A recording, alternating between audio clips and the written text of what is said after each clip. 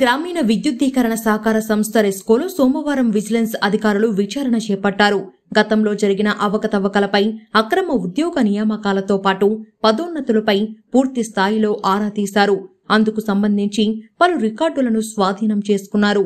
సహకార సంస్థల అదనపు రిజిస్టర్ శ్రీలక్ష్మి విచారణకు ప్రభుత్వం నియమించిన నేపథ్యంలో ఇప్పుడు డిస్కం విజిలెన్స్ బృందాలు సైతం అక్రమాలపై దృష్టి సారించాయి.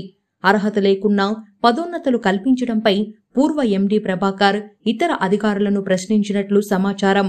ఇదిలా ఉండగా సహకార సంస్థల అదనపు రిజిస్టర్ శ్రీలక్ష్మి రెస్కో ఎండీకి సంబంధం పేర్కొన్న 30 అంశాలతో విచారణ చేపట్టనున్నారు.